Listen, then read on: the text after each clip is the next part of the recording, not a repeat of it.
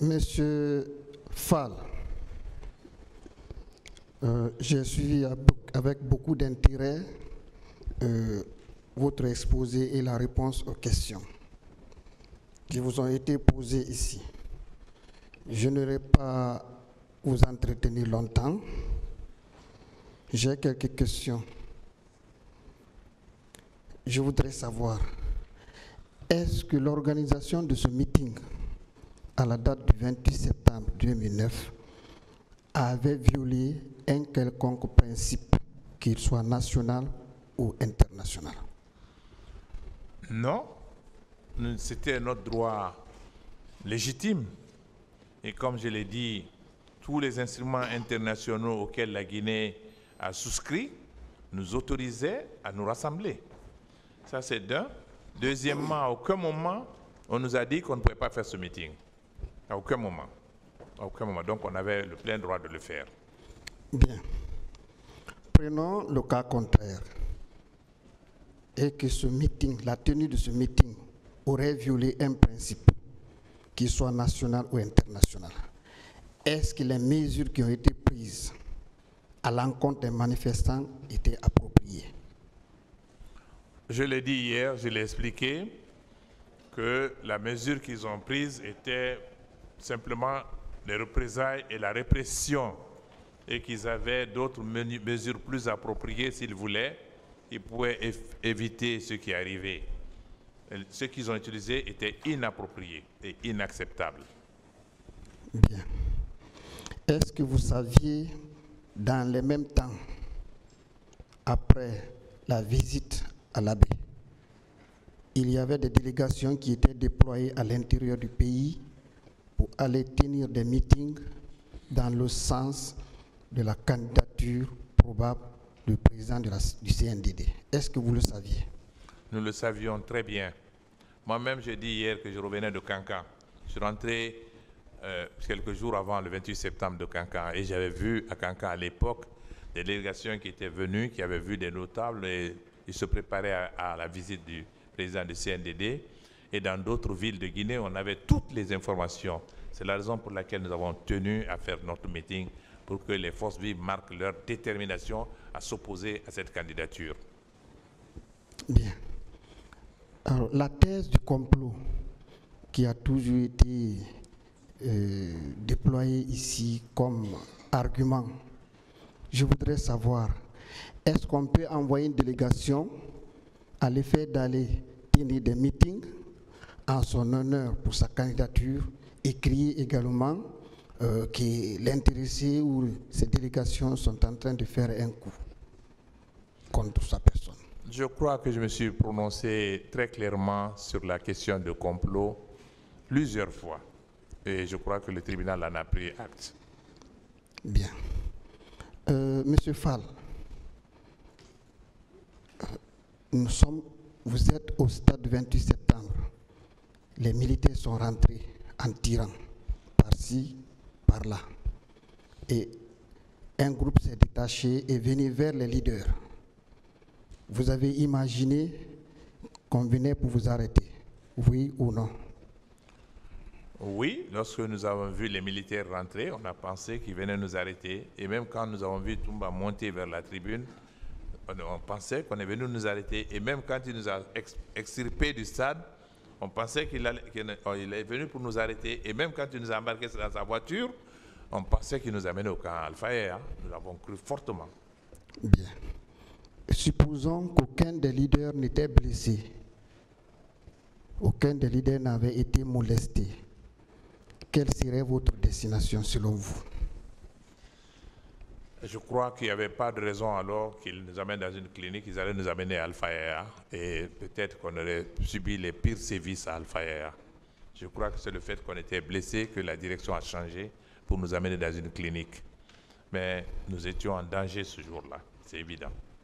Et voilà pourquoi j'apprécie votre intervention lorsque vous avez dit que lorsque commandant Toumba a constaté qu'on était tous ensanglantés, il nous a amenés vers la clinique, n'est-ce pas?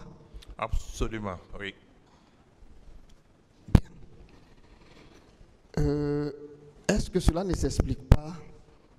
Dans la soirée, vous étiez à la clinique Pasteur, mais vous n'aviez pas aussi le droit de faire vos mouvements, vous n'étiez pas en liberté. Quand bien même vous étiez en train de prendre des soins, mais vous n'étiez pas libre de vos mouvements comme d'autres malades. Nous étions privés de notre liberté de mouvement. Ceci c'est clair, c'est évident. Bien. Et il y a un passage par rapport aux soins. D'abord, vous avez été déposé après la clinique Ambroise Paré. On vous a envoyé à l'état-major de la gendarmerie. Est-ce que là, on a eu à prendre des soins sur vous parce que vous étiez ensanglanté? Est-ce qu'il y a eu des soins à votre égard?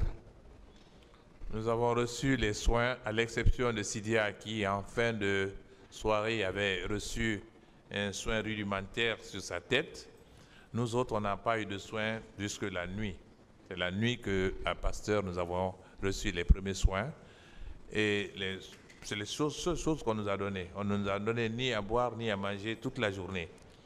Et c'est un peu ça qui s'est passé aussi. Ça, c'est extrêmement important. De quel moment à quel moment vous étiez là, blessé, les douleurs? On a passé la demi-journée à la gendarmerie. C'est en fin d'après-midi qu'on a quitté l'état-major pour aller dans l'autre camp de la gendarmerie. Et puis, finalement, on est arrivé à Pasteur. Bien. Une dernière question, certainement. Supposons que c'est vous qui étiez ce jour à la tête du CNDD et que les manifestants persistaient jusqu'à entrer au stade. Quelle serait votre réaction?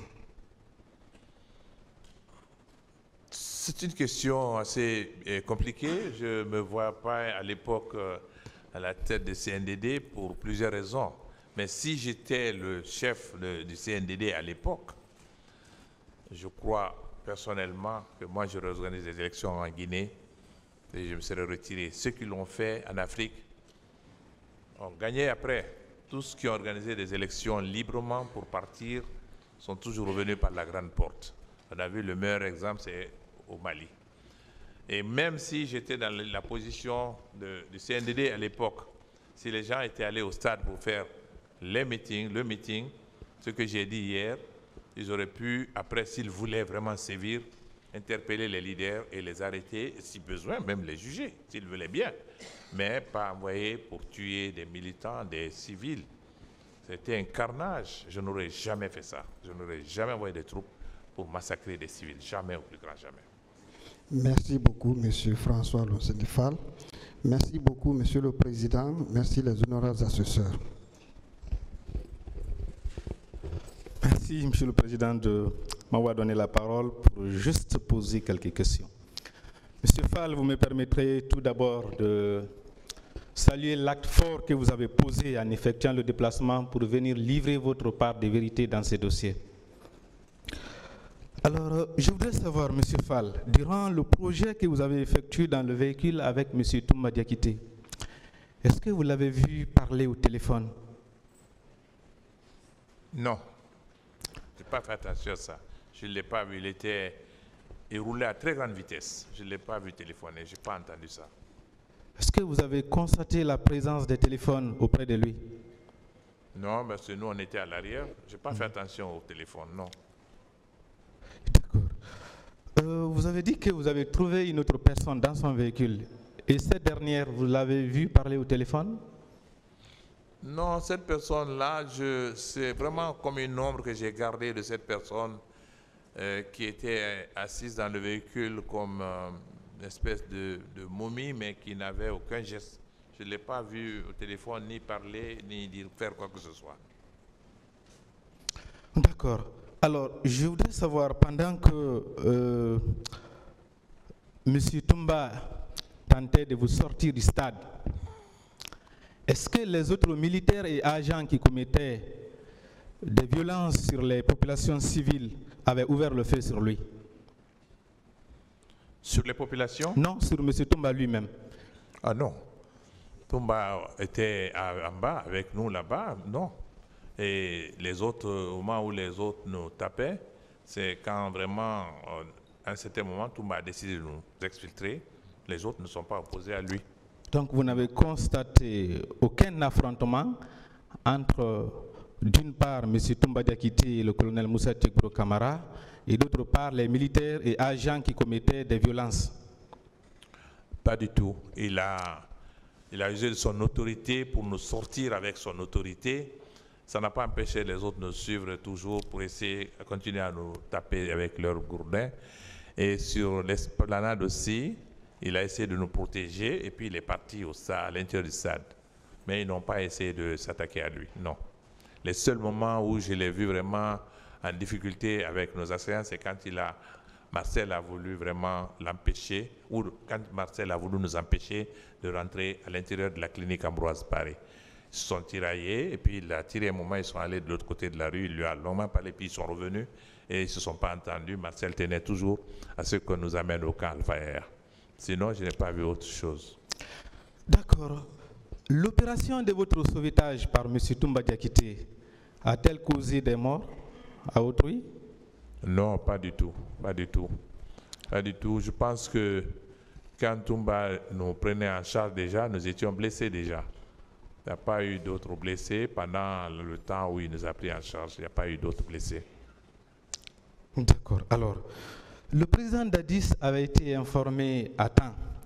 S'il avait pris la décision d'envoyer au terrain d'autres militaires intervenir dans le même sens que M. Toumba Diakité et le colonel Moussa Tchekbro Kamara, cela aurait-il sauvé les vies? Peut-être, parce que dans ce remis-ménage où il y avait plein de forces de défense qui étaient déployées dans le stade, ça courait, ce n'était plus... Vous savez, quand les tirs ont commencé, la répression, ça ne s'est pas limité à l'ère du football. Les gens couraient, sortaient, ceux qui ont réussi à sauter les murs, et il y en a beaucoup qui ont pu sortir même par les portails difficilement, mais c'était la course. Et les militaires les poursuivaient un peu partout, sur toute l'étendue du stade du 26 septembre. Et c'est très grand, le stade. Quand vous prenez le stade, vous prenez derrière, il y a la piscine, il y a eu des problèmes là-bas aussi. Vous prenez le terrain de basketball, le palais des sports, vous prenez le stade annexe, vous prenez le côté de l'université. Les gens étaient partout, donc c'était vraiment un fort déploiement, et puis les gens cherchaient à se sauver et les militaires les rattrapaient partout. D'ailleurs, c'est en ce moment où il y a eu le plus grand nombre de viols, puisque ces endroits-là étaient un peu plus isolés. Et c'est à ces endroits-là que les viols ont été les plus nombreux. Et vers les autres endroits, mais pas... Le terrain lui-même, c'était le point de départ. Mais ça s'est généralisé, ça s'est poursuivi toute la journée. C'est ce qui s'est passé. Peut-être que vous n'avez pas compris ma question. Ma question, c'est quoi? Je voulais savoir, à votre sens, si le président Dadis avait envoyé des hommes au terrain, au stade, pour venir intervenir, comme l'ont fait le colonel Tchekbro, le commandant Moussa Tchekbro Kamara, selon vous, est-ce que cela aurait contribué à limiter les dégâts? Peut-être, certainement. S'ils réussissaient à contenir tous ces hommes qui étaient armés, qui étaient déjà en activité. C'est pour ça que je suis allé très loin sur l'étendue. Mais s'ils étaient venus, s'ils avaient la capacité de le faire, ça aurait été bien. Même les Tchekbro, quand les gens qui sont sauvés, c'était des problèmes individuels, ça. Mais dans le groupe, il y avait beaucoup. Mais s'ils avaient envoyé des troupes suffisamment, peut-être qu'ils auraient pu le faire. D'accord. Selon vous, en apprenant qu'il y a carnage au stade, en refusant d'envoyer des hommes pour venir intervenir, pour tenter de sauver les vies, en refusant même de faire appel au chef d'état-major général, au chef d'état-major particulier, pour prendre les mesures urgentes en vue de limiter les dégâts, selon vous, bien sûr, le président Moussa Dadis Kamara a-t-il apporté une assistance aux personnes en danger ou au contraire, il n'a apporté aucune assistance aux personnes en danger? Je pense que le tribunal est très compétent pour traiter de cette question. Je laisse entre les mains du tribunal. la sagesse du tribunal appréciera ces circonstances-là. Je comprends votre prudence, M. Fall. Alors, ma dernière question. Ce 28 septembre, les militaires sont sortis du camp Alpha Yaya Diallo, siège de la présidence de la République. Ils sont venus commettre des crimes. Ils sont revenus au camp. Aucun d'eux n'a été sanctionné. Quel que cela vous inspire? Aucun d'eux n'a été sanctionné par la hiérarchie, encore moins par le chef de l'État lui-même. Qu'est-ce que cela vous inspire? Évidemment, cette question a été soulevée plusieurs fois. Si le gouvernement avait même fait des déclarations le même jour, comme ça arrive dans beaucoup de pays, que le chef de l'État s'adresse à la nation, que des mesures immédiates soient prises, peut-être que cela aurait montré la bonne volonté du gouvernement pour se dégager. Mais il y a eu un silence complet, il n'y a pas eu de déclaration, il n'y a rien qui a été fait réellement pour montrer aux populations sinistrées que le gouvernement était conscient que ce qui vient de se passer était assez grave. Et il n'y a pas eu d'activité dans ce sens-là. Et donc, il y a tout lieu de croire que, franchement, les victimes n'ont bénéficié d'aucun soutien de l'État et l'État n'a rien fait pour... Et nous-mêmes, nous étions là. Hein. On n'était pas partis encore. On est resté quelques semaines ici. Et on a eu aucun contact avec le gouvernement. On ne nous a pas appelés. Nous étions au contraire. Notre vie était menacée. Aucun de nous n'a été convoqué ou bien qu'on nous dise voilà ce qui s'est passé. Non, il n'y a eu aucune démarche de sympathie à notre égard. Et donc voilà un peu ce qui s'est passé. Même Cellou Dalein qui a été blessé gravement, qui a eu les côtes cassées, c'est l'intervention du chef d'État du Sénégal qui a permis qu'on l'ait évacué à l'extérieur. Et donc il y a tous ces problèmes. Nous autres, personne n'a demandé comment nous nous portions. Donc, franchement, cette indifférence de l'État, pour moi, est une attitude assez coupable. Il n'y a rien eu qui puisse montrer que ce qui s'est passé, le gouvernement condamnait. Le gouvernement n'a pas condamné. Il n'y a eu aucune déclaration condamnant ce qui s'est passé. Et quand cela se passe comme ça, on est tenté de penser que le gouvernement a approuvé ce qui s'est passé. C'était notre sentiment. Chef Fall, votre réponse m'inspire une ultime et subsidiaire question. Alors, vous parlez de couverture par le gouvernement. Si ces militaires, selon vous, n'avaient pas agi sur ordre du président Dadis, est-ce qu'ils les auraient couverts, selon vous? C'est comme la question que vous avez posée. La responsabilité de commandement reste toujours au cœur de ce problème. Je laisse ce soin toujours au tribunal qui appréciera. Je vous remercie, M. Fall. Merci également au tribunal. Vous avez fait des déclarations écrites ici. Est-ce que je peux avoir une copie de ces déclarations?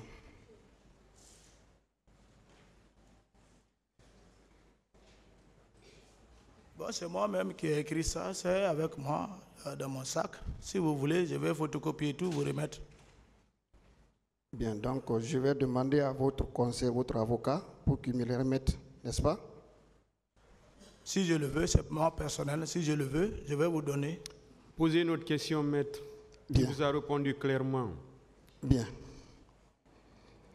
Alors, le matin du 28 septembre, vous étiez encore sous le choc de votre accident.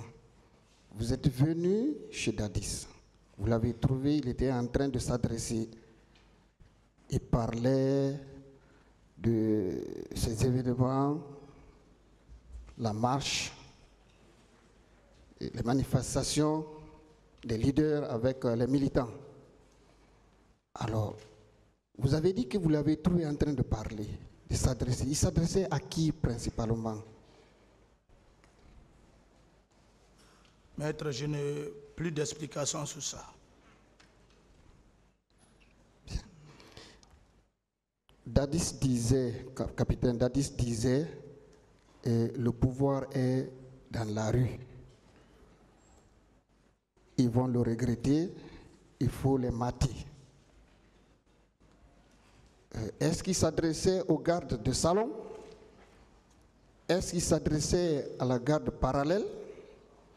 Est-ce qu'il s'adressait à son aide de camp, M. Marcel? J'ai beaucoup expliqué ça et je crois que vous avez entendu des réponses concernant ce fait. Prenez ce que j'ai déclaré. Je n'ai plus d'explications sur ça. Bien. Dans les explications précédentes des autres accusés, il a été état de mésentente entre ces gardes rapprochés au garde présidentiel de capitaine Moussa Dadis Camara. Est-ce que vous vous étiez opposé à un d'eux? Il y avait des rivalités entre vous et un d'eux.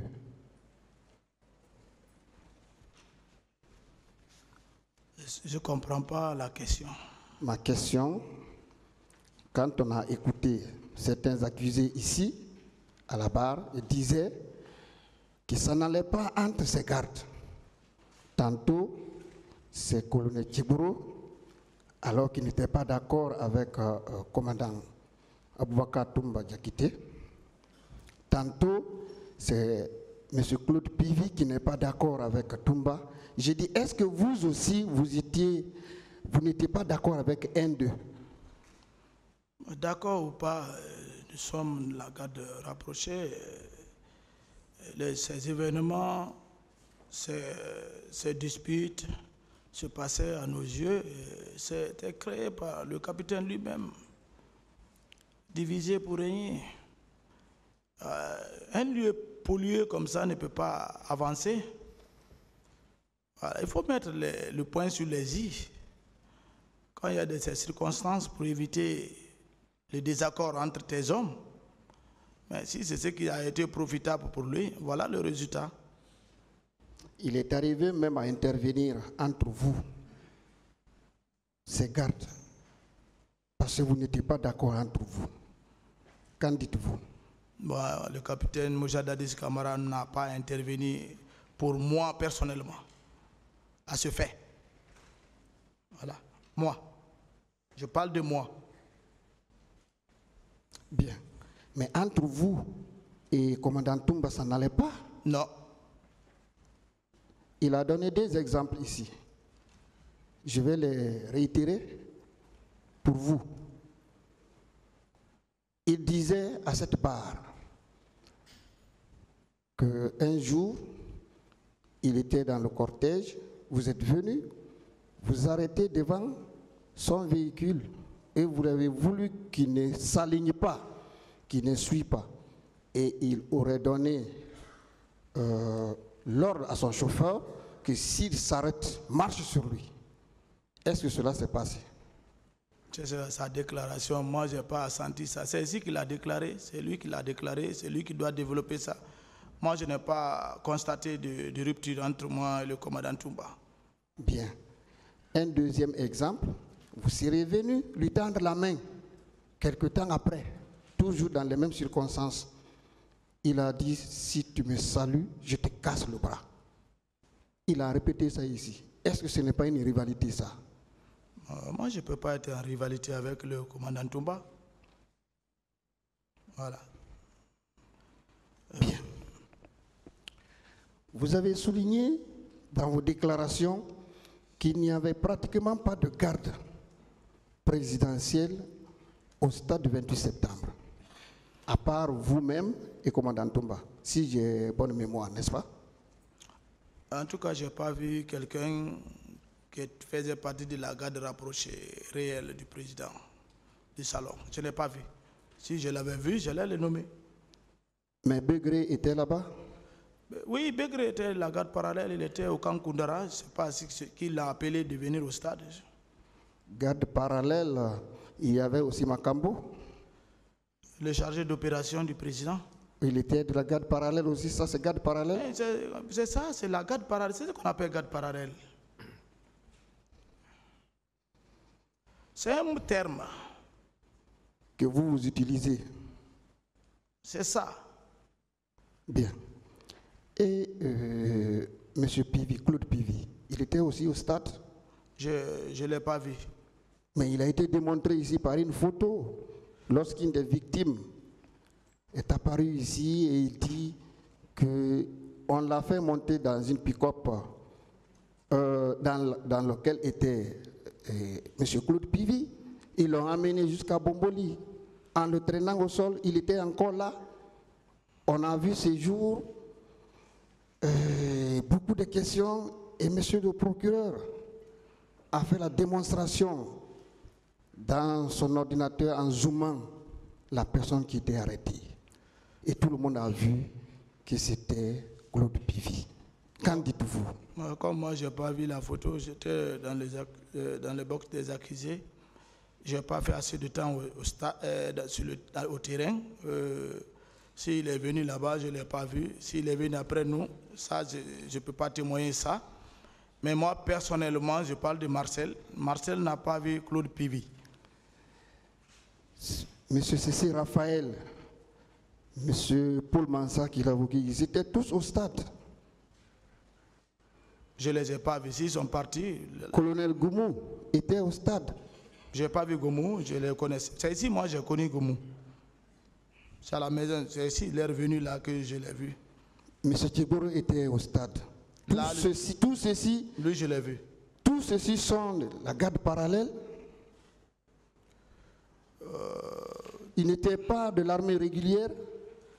Mais vous dites, vous pensez que être garde parallèle n'est pas être l'armée régulière? Ou bien c'est des mercenaires? Non. Moi, je ne sais pas. Vous-même, vous avez dit, lorsqu'on a dit, parlant des recrues de Kaléa, quelqu'un les avait appelés ici comme milices. Vous avez dit qu'ils ne sont pas des milices. Ce sont les soldats guinéens qui ont été recrutés là-bas. Et vous nous parlez de garde parallèle. Mais comment vous pouvez nous expliquer le terme garde parallèle pour qu'on soit convaincu? J'ai déjà donné cette définition plusieurs fois. Je ne reviens plus sur ça. Et je ne sais pas comment vous voulez définir à votre manière. Est-ce que vous-même, vous ne faisiez pas partie de la garde parallèle? J'ai déjà répondu ça. Je n'ai plus de réponse pour ça. Merci, M. Marcel. Nous allons continuer. Alors, puisque ceux qui sont venus au stade étaient coiffés également de bérets rouges, n'est-ce pas? Ce n'est pas tous. Certains parmi eux étaient coiffés de bérets rouges. La question? La question, je lui demande si certains parmi eux étaient coiffés de bérets rouges. J'ai déjà répondu ça. Bien. Vous-même, vous étiez coiffé de bérets verts, ou bien de bérets noirs, ou bien de bérets rouges, vous-même? Tous ceux qui étaient à la présidence portaient les bérets rouges. Très bien. Alors, qui a dirigé toutes ces opérations au stade du 28 septembre, y compris ces bérets rouges, ces quelques bérets rouges qui étaient là-bas, qui ont exécuté les ordres? J'ai expliqué ça. Je crois bien. Je ne reviendrai plus sur ça. Le commandant Toumba dit que c'est vous. Qu'en dites-vous? J'ai plus de commentaires sur ces questions. Bien.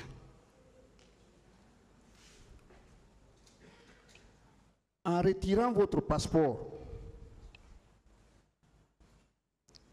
capitaine Moussa Dadis Kamara a voulu quoi de vous? Quel était le but lorsqu'il a retiré votre passeport pour vous empêcher d'aller à l'étranger suivre votre formation?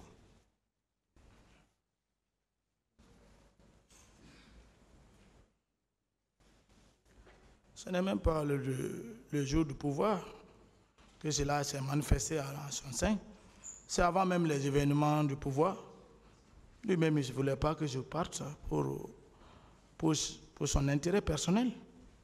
Quel était cet intérêt-là? Je voulais savoir le but, là, le but. Oh, je ne connais pas ça, mais il m'a retiré mon passeport de rester.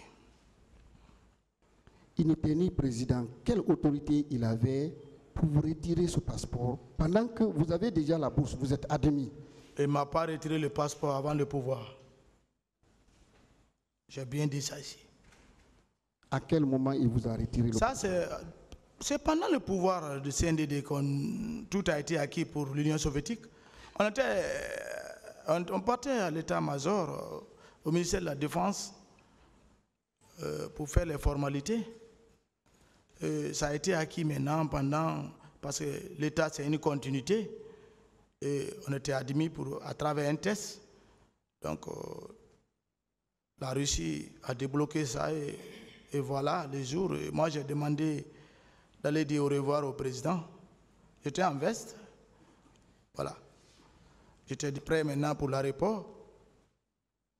Voilà.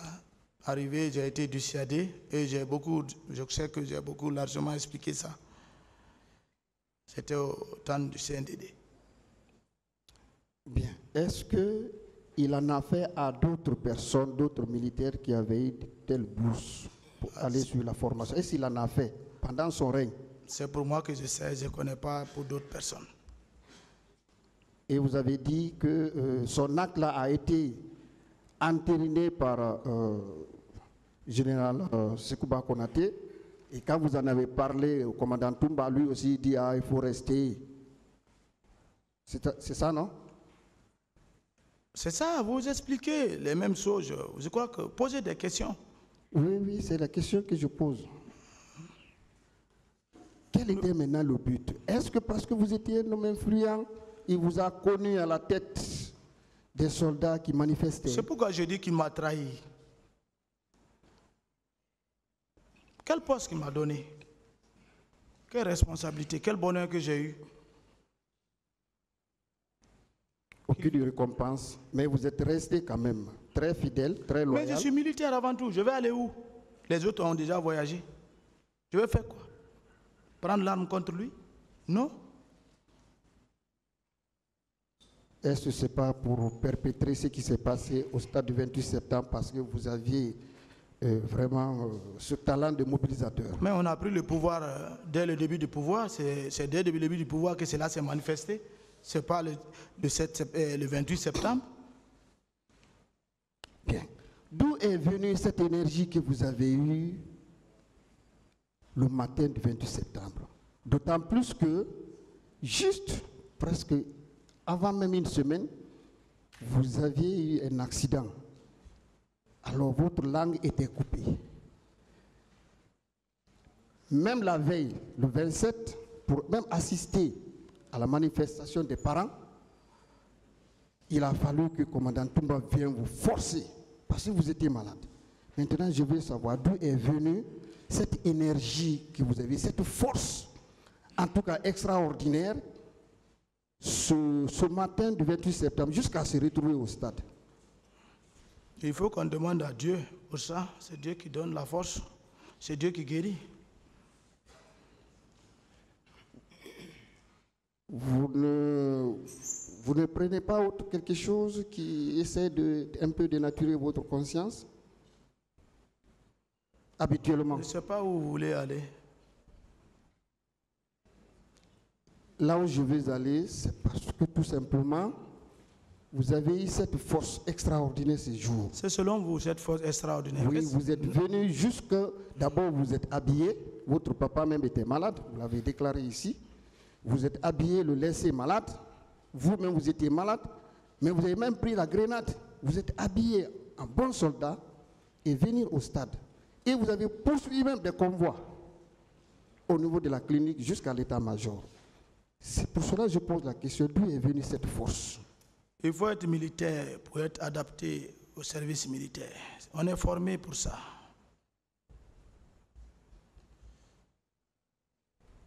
Bien. À la barre ici, certains des co-accusés vous ont appelé neveu de Dadis. Et ils sont même allés jusqu'à dire bébé hollandais.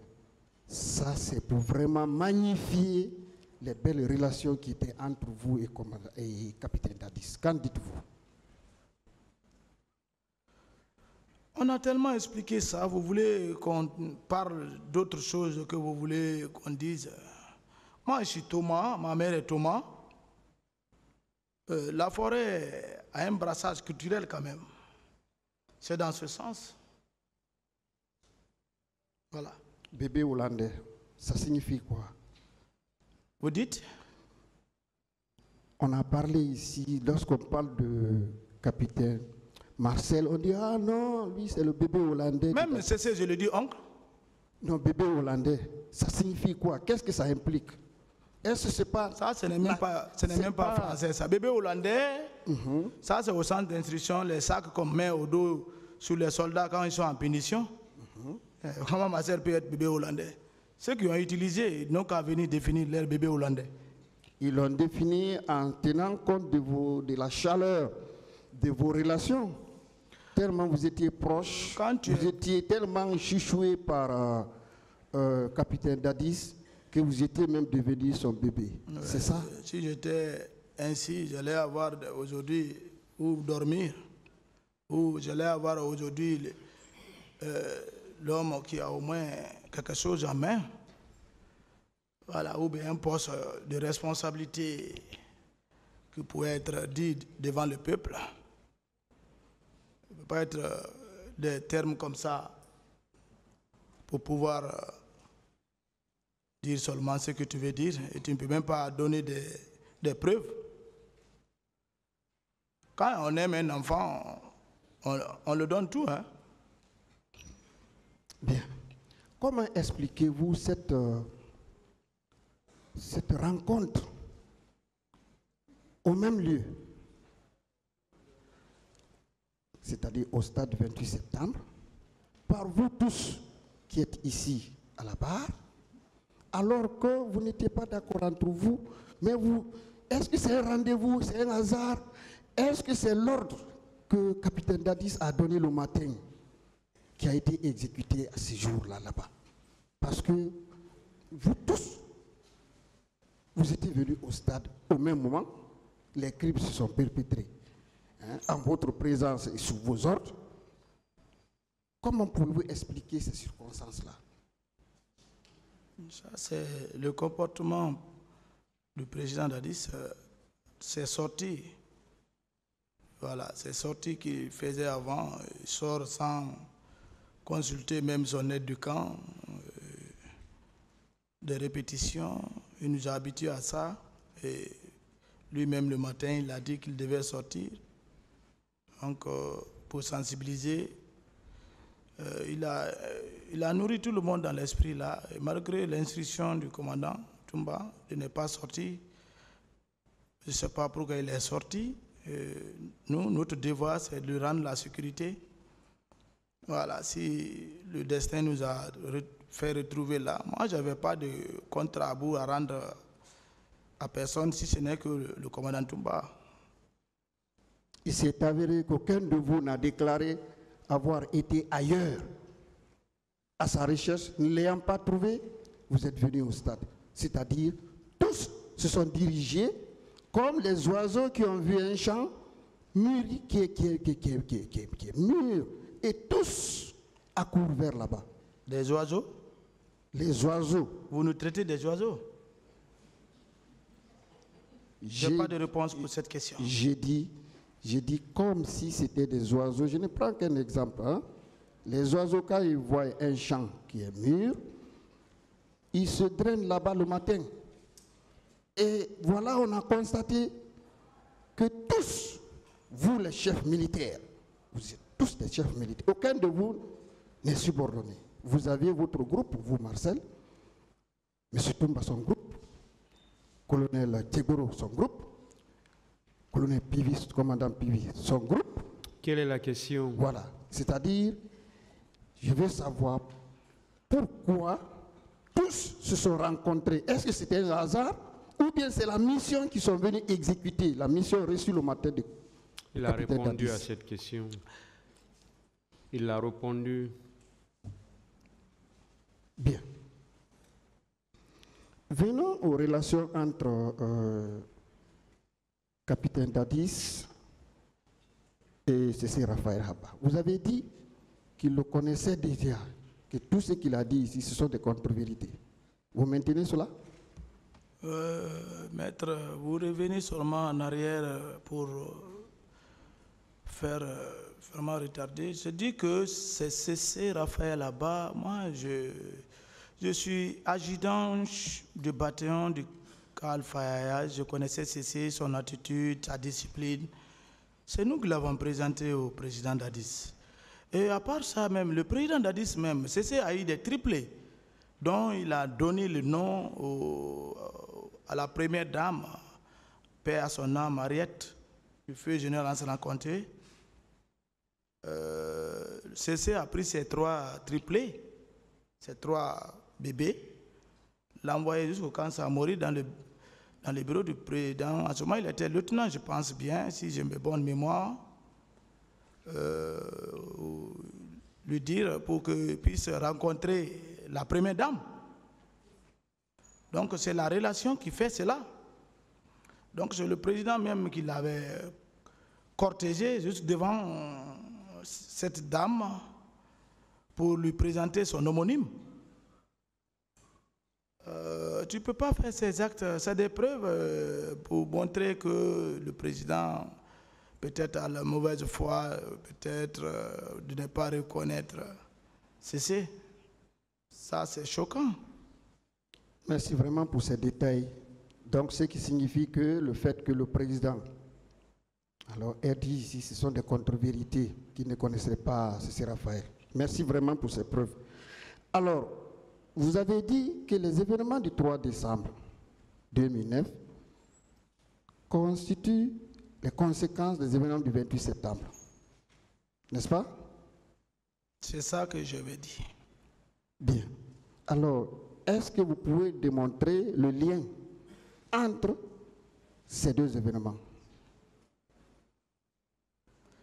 Ces 2 liens, ces 2 mouvements qui n'ont pas été exécutés au même moment, au même temps, se rassemblent. Parce que si Toumba Aziz face à son chef, c'est dû menacer, c'est tout. Mais il a été expliqué ici, je crois, autre chose. Est-ce que ce n'est pas mieux que vous vous appuyez sur ça? C'est ce que j'ai vu, c'est ce que j'ai constaté. Il y a 2 militaires qui avaient fait l'objet d'arrestation et c'est à la suite de leur libération illégale, le président s'est senti vraiment furieux et il est venu vers lui pour lui faire comprendre quelque chose. C'est ça, vous n'êtes pas militaire. Comment un chef d'État peut aller arrêter ou bien aller vers son aide du camp? Il faut l'appeler. Ou tu es, viens là, c'est tout. Ou tu le fais arrêter. Mais toi, ta propre personne accompagnée par les gendarmes. Je pense bien, je n'étais pas dans ce milieu, mais il paraît que le général Baldé était là. Partout il y a la gendarmerie, c'est les arrestations. Alors, il s'est senti menacé, il a agi en commando. Ces arrestations étaient liées aux événements du 28 septembre. Bon, moi je ne suis pas au courant de ça. Parce qu'en ce moment, arrestation, qui va arrêter qui? En ce moment, il y avait la commission d'enquête internationale ici. Et ces 2 éléments avaient été arrêtés dans le cadre de ces enquêtes. Laissez-moi terminer. Tant par commandant Toumba que par M. Cécile Raphaël, alors ils ont répété la même chose parce que les 2 étaient ensemble en disant, si les 2 sont arrêtés, notre tous, c'est pour demain.